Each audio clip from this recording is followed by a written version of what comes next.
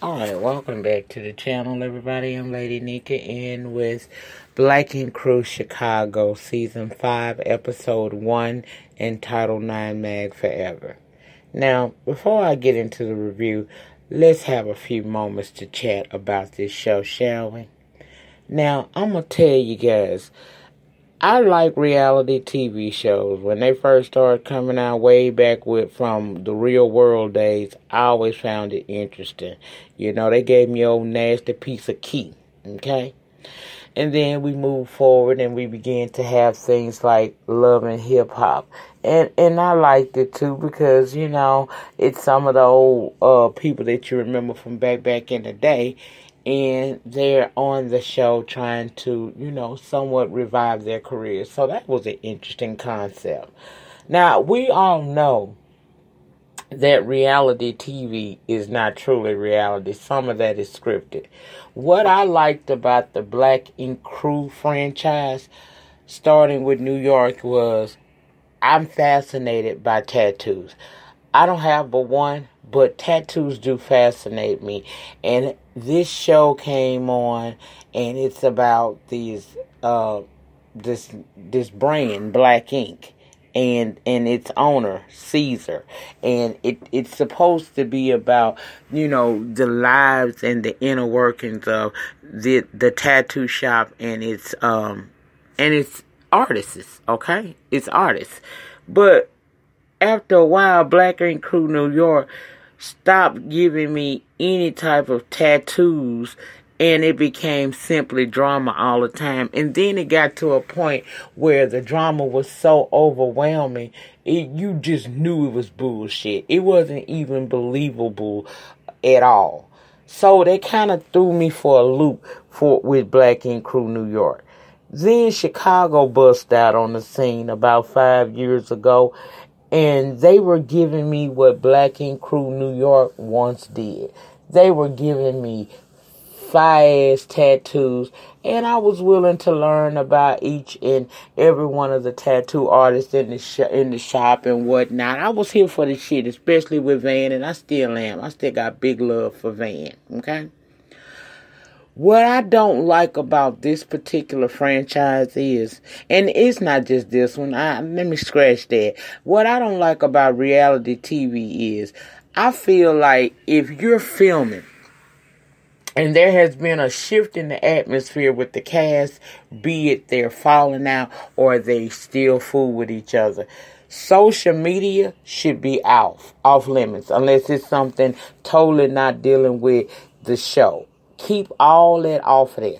But see, before this show even came on this season, I was already, because I follow these folks down to Instagram, I already knew these people was cool with one another again. Now, this first episode would make you think otherwise, but these people are all cool with one another. And what really upset me about the cast of Black Ink Crew Chicago last season was everybody is not on Instagram, Twitter, and possibly Facebook following you guys. They tune into your ass every Wednesday night around about 7 p.m. Central Standard Time. Okay? Everybody is not on the social media sites, and some people actually are on there, but they ain't following you. Okay? So when people make comments about the show, regardless to where they may be when they make that comment, you can't come into that comment section and get in your fucking feels about what the people are saying. We're only giving you what we see on our TV. We don't know that y'all cool. We don't know that y'all don't like each other. We don't know any of that. Not everybody, you know, unless you following them, you would know. But everybody don't know that. So when people make their comments, you can't get in your feelings. I watched that crew last season. Now, people had started to follow them down to the social media because we, the reviewers, was basically telling y'all asses every damn week, you know, Instagram, this is what happened on the show, but on Instagram. So it makes people start to follow you guys. And I do understand trolls. I understand people with, you know, who act like they ain't got no sense of how to talk to somebody. They come at you disrespectful, and they make you go off on their ass and possibly even block their profile. They do that. Damn hell, if they troll us little YouTubers, I imagine what you guys get on a much grander scale because you're on a nationally syndicated show, okay? Or a televised show, okay? So, I get it. But what about the people that I watched you guys on this crew go off on or catch an attitude with, who was simply talking based off of what they see on TV? Now, we know you can't believe everything, but do you want the support or do you not? Do you want us to tune in or do you not? You can say that attitude for somebody that gives a fuck, because the fans don't give a fuck. Because, see, you offend too many of the fans and your ass will be... Remember that show that used to come on VH1 called Black Ink Crew Chicago? See, that's how fast things can change. The people that make you is the same people that can break you. That show can be canceled. I don't like their attitudes. Now, I'm not saying be verbally abused on your personal platform, but you also know you got that blue check, meaning that you have a celebrity account. And if you don't want everybody and anybody following you, then close your account off and be selective as to who you want to let into your Instagram. Don't let everybody in, because everybody is, not going to come over there with the best intentions. Some people going to watch this show, take it to heart, and get on your Instagram and say ignorant shit to you. That was my problem with this crew last season. And plus, it just got too goddamn ridiculous. But I always try to give this show a second chance because I really do like the Black Ink Crew installment. I'm side-eyeing the fuck out of New York right now, and I dropped it in the middle of the season because they really just pissed me off. However, I still would, I still want to be able to come and talk about it because I like the show. So let's get into the review. Now, we open up, this supposedly is taking place 2 weeks after Ryan had come into what was then Loyal Ink shop and reclaimed it as 9 Mag. Remember, he did some behind-the-scenes dealings with the owners of the building and ended up buying the lease. And because they didn't renew their lease or whatever, it was easy for them to do it. Plus, from what we were understanding, the former landlords wasn't liking that group of people because I guess they partied too damn much and caused scenes and fighting and all that shit. I don't know, girl. I forgot. All I know is he ended up getting the lease to the building and reclaiming 9 Mag back as 9 Mag and killing Loyal Ink, which in turn hurt Charmaine, Van, Don, and whoever the hell else was up in there at that time, child. So here we are 2 weeks later, according to the storyline. And Ryan is back at the old 9 Mag painting and saying that he never thought he would be here at this point again. We find out that the 9 Mag is open. We see them doing, fly-ass tattoos on people and whatnot. And it seemed like the business is flourishing. But gone is Don. Gone is Charmaine, Danielle, all of them gone. The only people he got now in his shop from the old 9 Mag crew at this point is 4. Okay? We see him go out to the shop. I don't know. It's a baseball team over there. I don't know baseball, child. But they allowed him because it's the home team and he's a hometown entrepreneur doing his own thing in the city of Chicago in the tattoo industry. He was allotted the opportunity to throw the first ball at the beginning of this baseball game. Okay. Fast forward, we go back to the shop. Lily's birthday is a-coming. She wants to have whole nasty piece of, Mexican or whatever the hell she is birthday party. Plus, it's also around Mexico's Independence Day. So she want to group all that together. She want them to come to her birthday party dressed in their Mexican gear. And it's a good time to be had by all. And she also let us know that child, since she finna turn 25, she not crazy as fuck no more. She ain't fighting no more. She chilling. Okay? Bella drunk ass is still there, and the other chick that's supposed to be an assistant in the shop. Everything is good. Ford is there as well, and he gave us an update. He's still doing music, but right now he focused on trying to get himself together and helping Ryan get this new 9 Mag up and running the way they would like it to do. They also discussing that because they are having such high amounts of business per day, they have more business than they actually have employees, and they're discussing possibly getting some more people into the shop. He also lets us know that he and Nikki are still broke up. We played the little film that Nikki confronted him on last season with his ass showing all his goods, including his ass. Some people were confused and they wore him out down to the social media about him showing pictures of his ass. Now, I didn't think that was strange because we living in 2019 now, people. What was once taboo is now seemingly accepted damn near anywhere. A man's G-spot is in his anal cavity.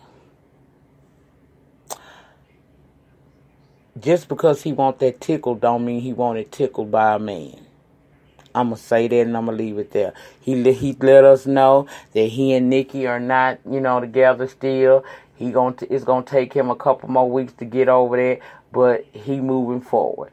Then we move over and we see Don and Ashley have gotten back together.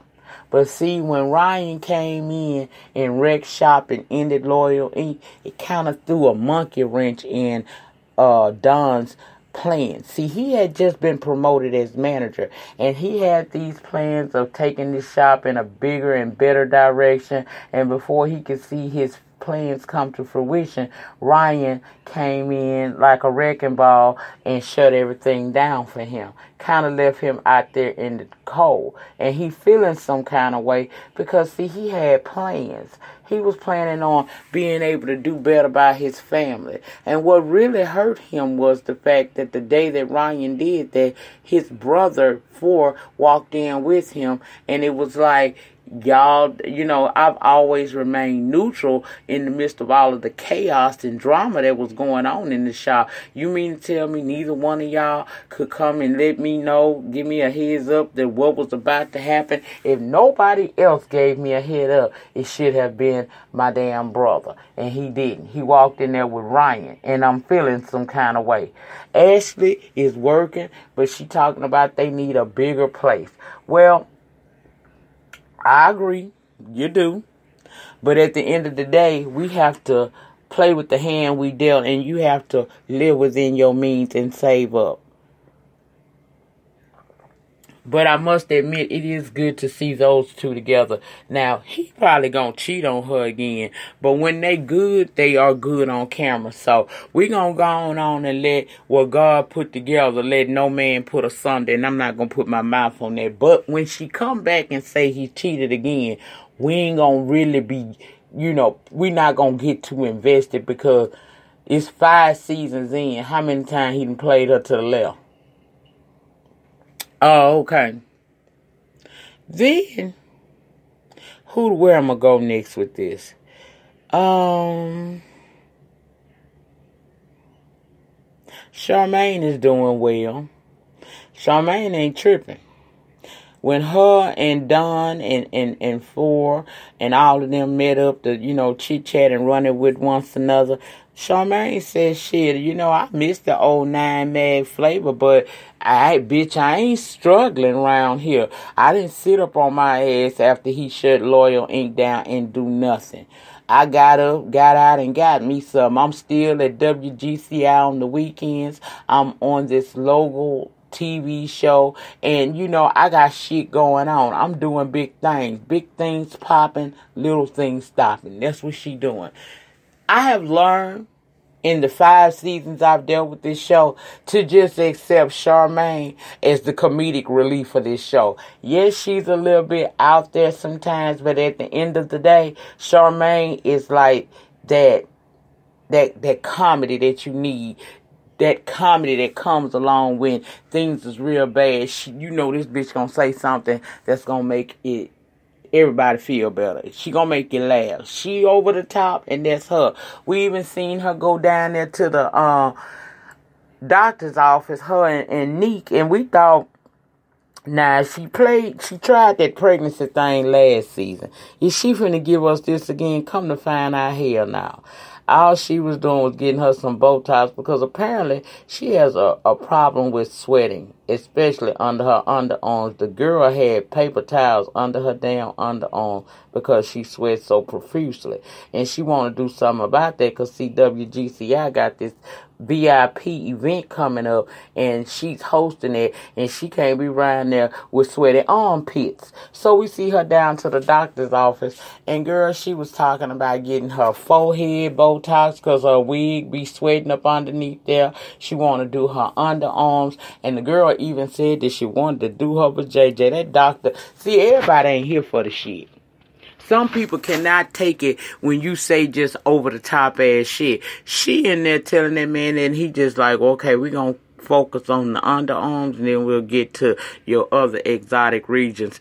She told that man, I like the way you speak on my pussy. And he looked like, let me hurry up and get this rat up out of here before she fuck around and some of her damn friends come up in here. This ain't this type of facility. We are classy based in here.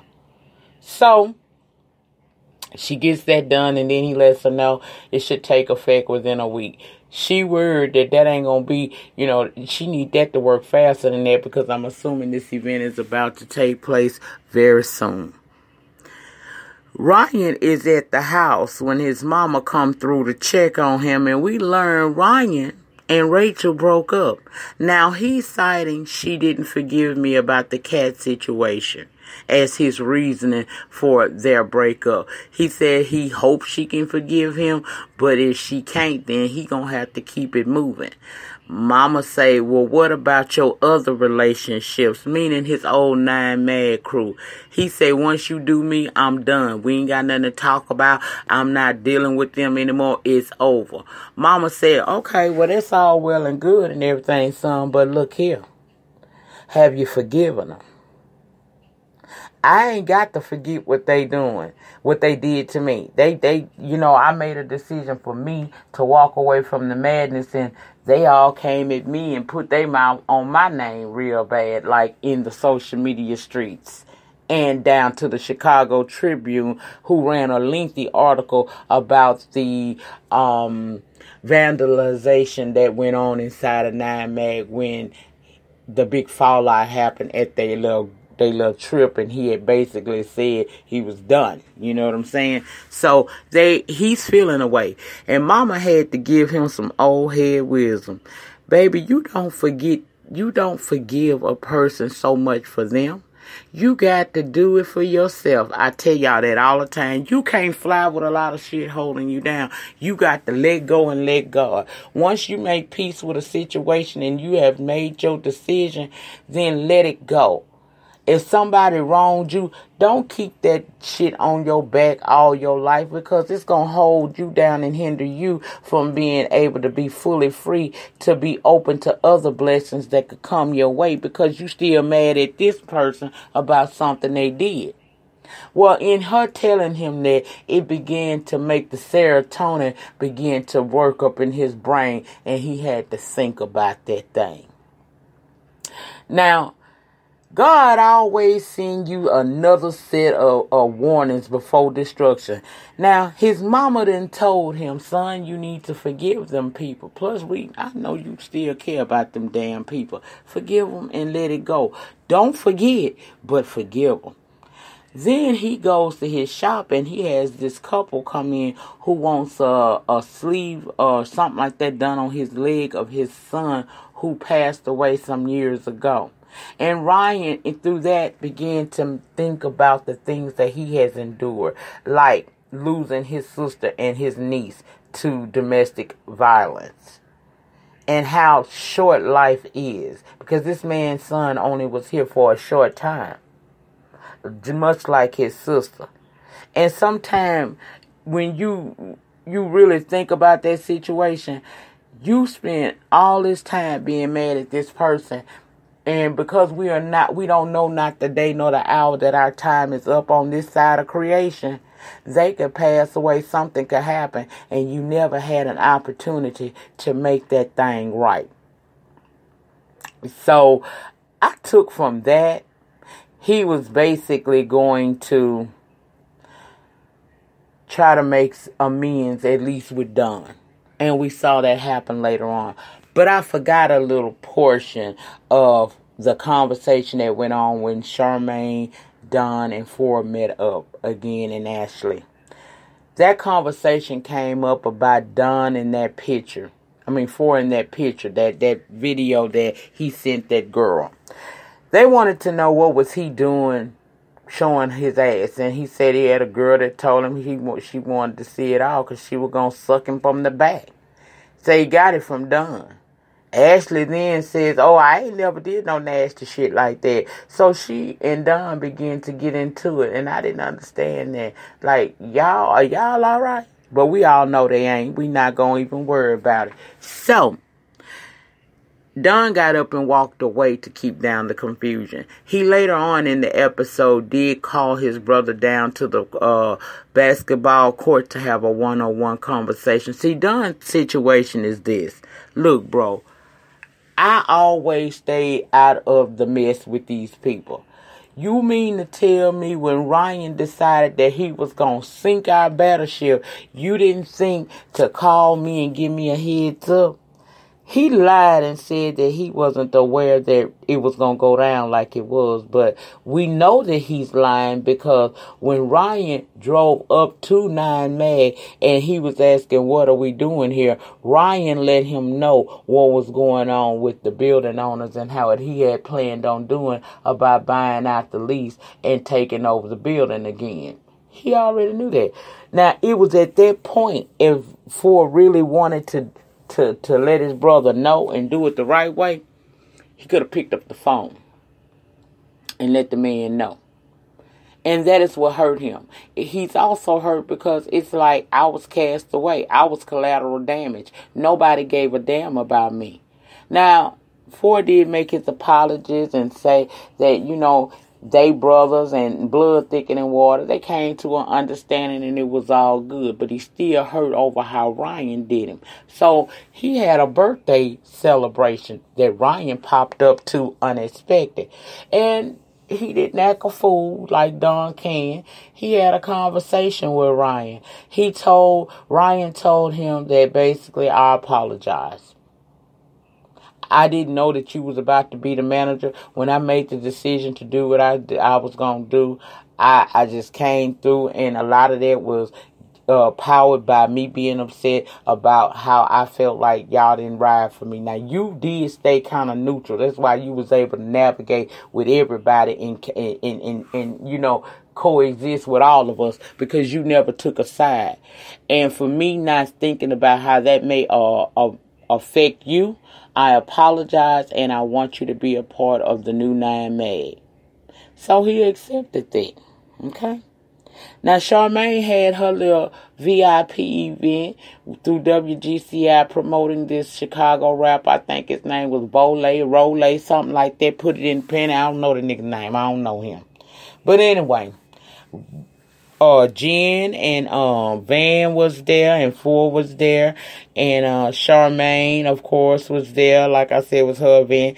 And she ended up telling Van about Don's birthday party and how Ryan came and they worked it out.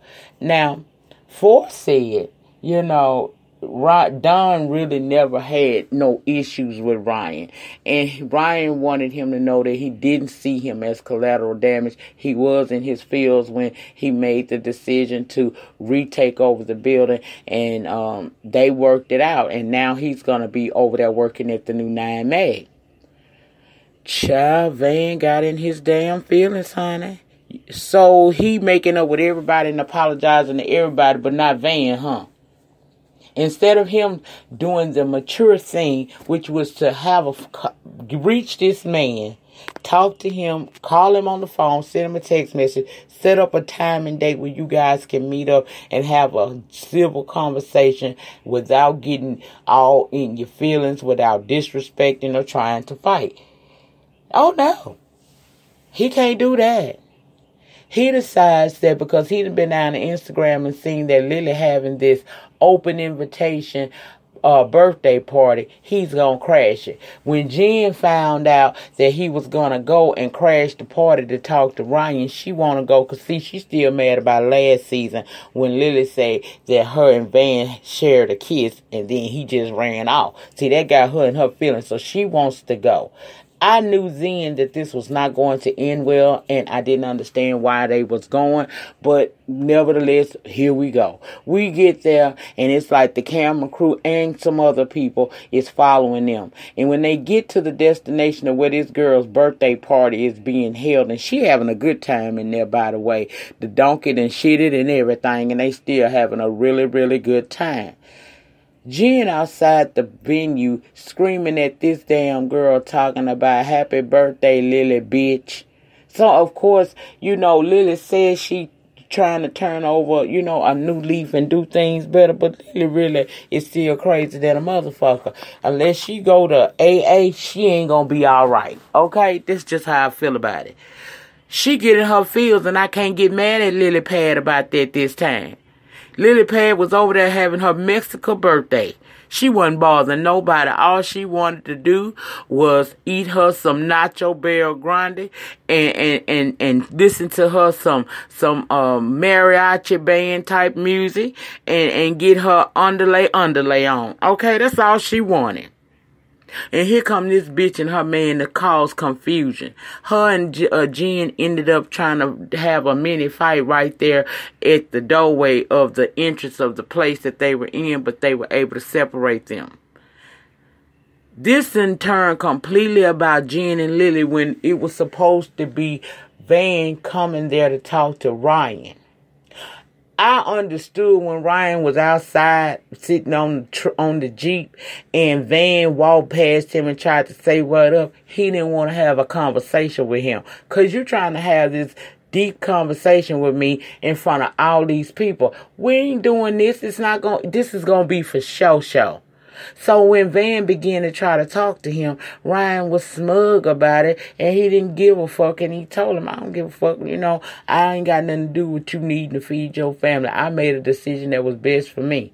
Now, instead of him, like I said, not even trying to approach this man on that conversation, he wants to have this conversation right now, and this man is not receptive to it. So instead of him walking away and coming back at a later time where they may be cool-headed and away from camp, all this shit, where they can have a decent conversation like two adults, oh no, Van takes off his shirt. No, he took off his jacket. And he flinched at Ryan. Now, Ryan, I'm going to need you not to be flinching. You're already light-skinned. They say light-skinned people can't fight worth a damn. That's what they say. I ain't said that what the people said. Okay? So don't attack me in the panty. But you already sitting over there looking like old pretty-ass mall with shoppers. You don't need to be letting this big swole-ass nigga flinch at you and you jump at you and you flinch.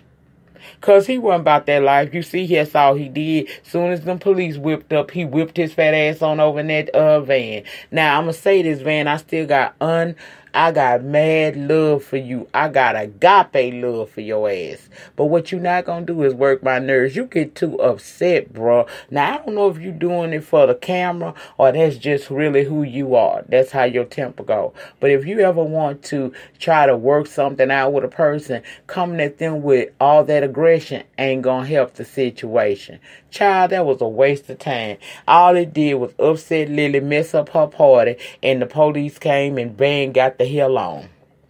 And that was the end of season 5, episode 1 of the Black Ink Crew Chicago. Get down in the panty section if you watch this review and you give a damn, and let me know what your thoughts and opinion was about this old season opener. It was all right, but I mean, as I'm watching the previews for the rest of the season, you can tell they all gonna make up. And like I said, they need to have a very strict NDA clause that they sign so that we're not aware of what's really going on before, while they filming and when the show start. Then y'all can have y'all conversations or cap at each other or whatever, however you want to do it. But stop letting us know where y'all have started beef, ended beef.